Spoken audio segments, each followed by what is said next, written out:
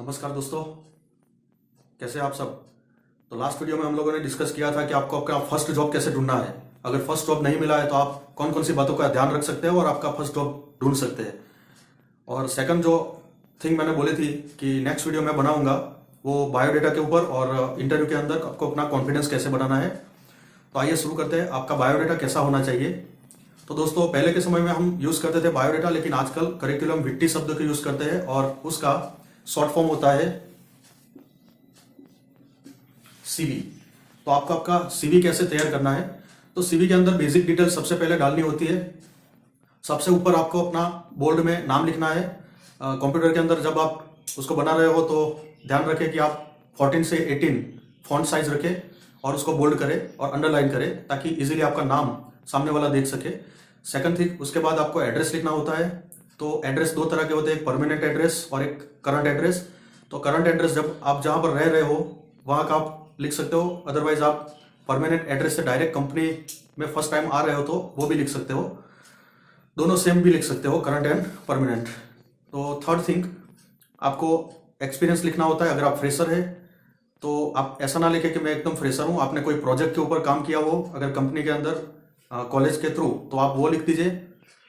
और अगर स्कूल के दरमियान आपने कंपनी का विजिट किया हो तो लिख सकते हैं कि इतने इतने इंस्ट्रूमेंट को हमने देखा, इतना नॉलेज है हमें। कॉलेज के दरमियान भी अगर आपको कोई इंस्ट्रूमेंट का कंपनी के अंदर विजिट करवाया गया हो और कंपनी के रिलेटेड हो तो आप लिख सकते हैं कि इतने इतने इंस्ट्रूमेंट का मुझे नॉलेज है। और फिर आपको एजुकेशन डिटेल लिखना होता है। एजुकेशन डिटेल के अंदर जो आपने सबसे लास्ट में जो स्टडी खत्म किया हो उसके बारे में लिखे। फॉर एग्जाम्पल, अगर आपने मास्टर डिग्री लास्ट में कंप्लीट किया है तो मास्टर लिखे, उसके बाद बैचलर लिखे, उसके बाद एचएससी या एसएससी। तो इस तरह से आपको अपना बायोडेटा तैयार करना है। और उसके अंदर एक्स्ट्रा जो आप अपने गोल्स की बात करें, गोल्स के बारे में लिखना होता है बायोडेटा में। तो आपको कंपनी के अंदर काम करते हुए कौन से गोल पर पहुंचना है, मतलब कौन से पोस्ट पर पहुंचना है। तो आप बड़ा पोस्ट लिख सकते हो, जनरल मैनेजर लिख सकते हो। तो आपको मैनेजर बनना है, जनरल मैनेजर बनना है, या फिर कंपनी का डायरेक्टर भी आप धीरे धीरे करके अपनी खुद की कंपनी स्टार्ट करना, जो भी गोल है।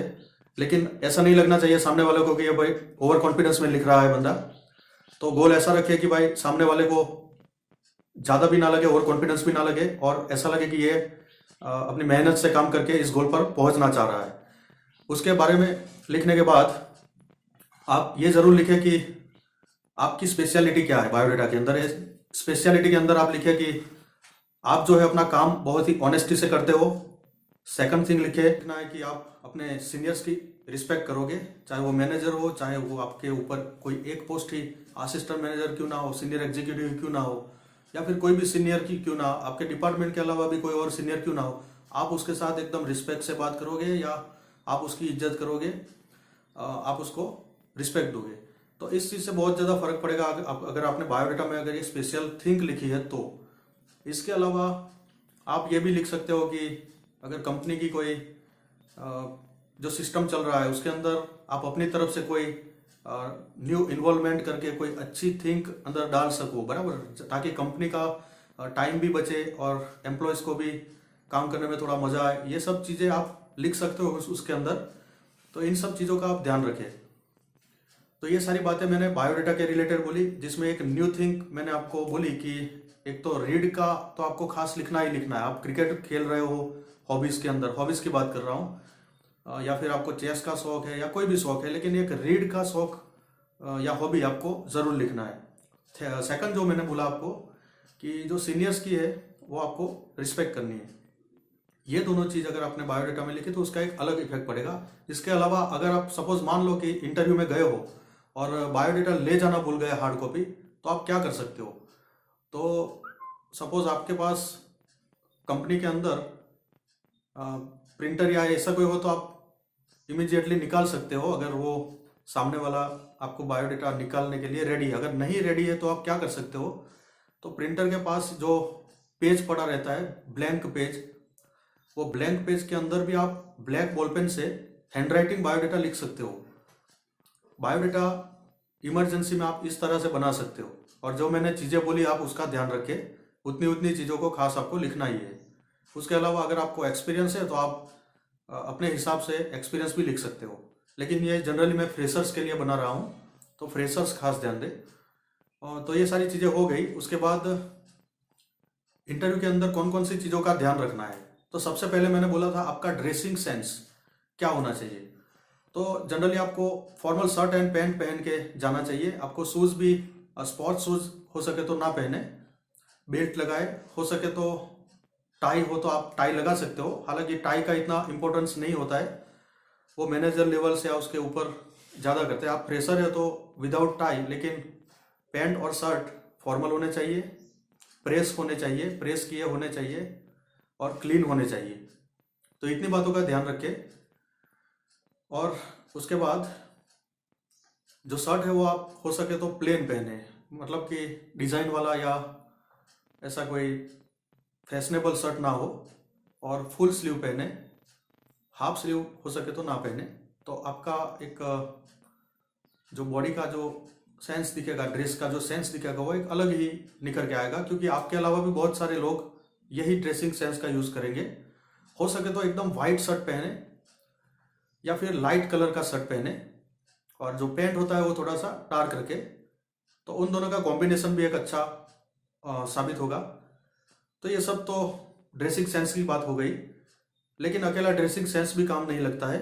आपको इंटरव्यू का नॉलेज भी होना चाहिए। तो मैंने पिछले वीडियो में बताया था कि आप कंपनी के बारे में थोड़ा बहुत पढ़ के जाए। आप अपने जो स्टडी किया है, मास्टर डिग्री या बैचलर डिग्री, उसके बारे में थोड़ा बहुत पढ़ के जाए।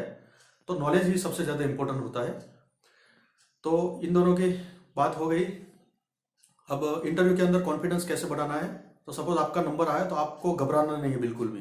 कई बार क्या होता है, मैंने देखा हुआ है बहुत सारे एम्प्लॉयज़ को कि मैनेजर इंटरव्यू लेता है तो थोड़े हड़बड़ा जाते हैं या घबरा जाते हैं, तो जवाब नहीं दे पाते, दो दो तीन तीन बार हकला के जवाब देते हैं।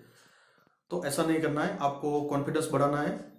वो सिर्फ आपका इंटरव्यू पूछ रहा है आपको कि भाई काम कैसे करोगे, आपका नाम क्या है, बेसिक डिटेल्स पूछ रहा है। उसके अंदर घबराने की ज़रूरत नहीं होती है। तो कॉन्फिडेंस बढ़ा के जाए। सेकंड थिंग कि उसकी आंखों में आंखें डाल के बात करें। अगर आंखों के अंदर आंख डाल के बात करोगे तो सामने वाले को लगेगा कि ये कॉन्फिडेंस वाला बंदा है, ये कोई भी ऑडिट फेस कर सकता है, ये कोई भी सिचुएशन अगर कंपनी में आए तो फेस कर सकता है, ये जवाब दे सकता है। तो ये चीज़ खास ध्यान रखें। अगर जवाब नहीं आता है तो आप झूठा जवाब ना दें, क्योंकि वो सामने वाला आपसे थोड़ा ज़्यादा नॉलेज में होगा, तभी वो आपका इंटरव्यू ले रहा है। तो हो सके तो झूठा जवाब ना दे और बोल दे कि सर इसका जवाब मुझे नहीं आता है और मैं कंपनी में आने के बाद इसको सीख लूँगा। अगर आपने बोल दिया कि कोई अलग जवाब है और आपने कुछ अलग जवाब दे दिया, तो वहीं पर आपका रिजेक्शन हो जाएगा कि ये तो झूठ बोलने वाला बंदा है। तो कंपनी में अगर कोई गलती होती है तो ये झूठ ही बोलेगा। तो सच के ऊपर फोकस रखे ज़्यादा, और नहीं आता है तो मना कर दे कि मुझे नहीं आता है। अगर नहीं आता है तो बोले कि मैं कंपनी के अंदर आने के बाद शॉर्ट टाइम के अंदर मैं सीखने के लिए तैयार हूँ। तो ये सारी चीज़ें अगर आप बोलोगे तो आपका कॉन्फिडेंस धीरे धीरे बढ़ता जाएगा इंटरव्यू के अंदर। आपका इंटरव्यू अगर ओपन इंटरव्यू है तो आप 10 या 15 मिनट से आपको ज़्यादा नहीं बिठाएगा वो। लेकिन अगर आपका प्राइवेट इंटरव्यू ले रहा है वो 3 या 4 लोगों को बुला के, तो हो सकता है आधा घंटा 1 घंटा तक आपको बिठा के रख सकता है, आपका नॉलेज चेक कर सकता है। तो 1 घंटा या आधा घंटे के दरमियान आपको आंखों से आंखें मिलाकर ही बात करना है। ये चीज़ का खास ध्यान रखना है। कंपनी के बारे में पढ़ के जाना है, आपका कॉन्फिडेंस बढ़ेगा। हो सके तो एकदम रिस्पेक्ट से बात करें, इंग्लिश में बात करें। इंग्लिश लैंग्वेज बहुत ज़रूरी होती है मल्टीनेशनल कंपनी में, क्योंकि अगर आपको प्रमोशन चाहिए तो इंग्लिश लैंग्वेज के बिना हो सकता है कि आपका प्रमोशन धीरे धीरे होगा। अगर इंग्लिश आती हो तो फास्ट होगा। नॉलेज तो होना ही चाहिए, लेकिन इंग्लिश लैंग्वेज भी उतनी ज़रूरी है, क्योंकि फॉरेन कंट्रीज़ में जो ऑडिट्स आती है वो आपको इंग्लिश में ही फेस करनी होती है। तो इन सारी बातों का आपको ध्यान रखना है। तो इस तरह से आपका कॉन्फिडेंस भी बढ़ेगा। और इंटरव्यू खत्म होने के बाद आपको सर को थैंक यू बोलना है। Thank you very much sir, आपसे बात करके अच्छा लगा, आपकी पर्सनालिटी अच्छी लगी। ज़्यादा खुशामद भी नहीं करनी है कि उसको लगे कि ये ज़्यादा खुशामद कर रहा है मेरी, लेकिन 1-2 चीज़ें आपको ध्यान रखनी है कि nice to meet you and thank you sir, have a nice day, इतना कह के आपको इंटरव्यू खत्म करके निकलना है जब आपको वो बोले। तो ये सारी चीज़ों का आपका ध्यान रखना है। सेकंड राउंड में एचओडी होगा, एचओडी नहीं होगा तो सीधा एचआर वाले भी आपका इंटरव्यू ले सकते हैं। तो इस तरह से इंटरव्यू फेस करने के बाद आपको बिठाया जाएगा और सेकंड राउंड के अंदर बुलाया जाएगा। सेकंड राउंड मैंने बोला था पिछली बार भी कि एचओडी ले सकता है, हेड ऑफ द डिपार्टमेंट। वो बहुत ही एक्सपीरियंस और नॉलेज वाला पर्सन होता है, तो उसके साथ तो एकदम रिस्पेक्ट से इंग्लिश में हो सके तो बात करें, हिंदी में भी कर सकते हो। कई बार ऐसा होता है कि वो जो होता है नॉलेज वाला पर्सन, वो इतना आपको रिस्पेक्ट देता है, आपको बोलेगा कि भाई पहले आप पानी पानी पियो, आराम से ठंडे हो जाओ, बाद में बात करो। तो उससे ज़्यादा घबराने की ज़रूरत नहीं होती है। वो बहुत ही एकदम नॉलेज वाला बंदा, एकदम शांत बंदा होता है। मैंने आज तक जितने भी एचओडीज को देखा है वो एकदम नॉलेजेबल पर्सन होते हैं, तो उनके साथ इंटरव्यू में मज़ा आता है। तो इंटरव्यू का मज़ा ले, आनंद ले, ना कि आप घबराए। तो ठीक है, ये हो गया। और थर्ड राउंड आपका आएगा एचआर। एचआर वाले आपका सैलरी डिस्कशन करेंगे। तो लास्ट मैंने बोला था कि एनुअल सैलरी, अगर आप फ्रेशर है तो एनुअल सैलरी मिनिमम आप 3 लाख से 4 लाख तक मांग सकते हो। उसको मंथली में डिवाइड करके आप अपने हिसाब से, क्योंकि जनरली मास्टर डिग्री में अब 20,000 30,000 के आसपास से ही शुरुआत होती है। और अगर वो आपको ज़्यादा नेगोशिएबल नीचे गिर रहा है सैलरी में, तो आप इतना नीचे ना गिरे, 1 लाख 1.5 लाख 2 लाख के अंदर अंदर आपको निपटाने की बात करें तो बिल्कुल मना कर दे, क्योंकि उसका काम ही ये है कि कंपनी को कम खर्चे में अच्छे एम्प्लॉयज देना। लेकिन अगर आप मान जाते हो, वो 1.5 लाख एनुअल बोलेगा और आपने हाँ पर बोल दिया कि भाई पहला जॉब है चलो ले लेते हैं, तो इतना भी नीचे मत गिरो। आप वो 1.5 बोले तो आप 2 बोलो, वो 2 बोले तो आप 2.5 लाख बोलो, तो दोनों के बीच में सेटलमेंट होगा। तो इस तरह से आपको इंटरव्यू के अंदर बातों में थोड़ा बहुत ध्यान रखना है। बाकी आपका कॉन्फिडेंस होगा तो आपका सिलेक्शन भी होगा। आपको कंपनी के अंदर जाने के बाद ऑनेस्टली काम करना है। आपको अपना प्रमोशन चाहिए तो आपको जो काम दिया गया है उसको बखूबी करना होता है। नए नए काम सीखने होते हैं, सबको रिस्पेक्ट देना होता है। तो ये सारी चीज़ों का ध्यान रखा करें। तो अगर आपको वीडियो पसंद आए, आगे भेजें ताकि किसी को इंटरव्यू के अंदर काम लग सके। तो ऐसे वीडियो देखने के लिए मेरा चैनल सब्सक्राइब कर दे। आप सबका प्यार मिल रहा है। आज 3,000 के ऊपर सब्सक्राइबर हो चुके हैं।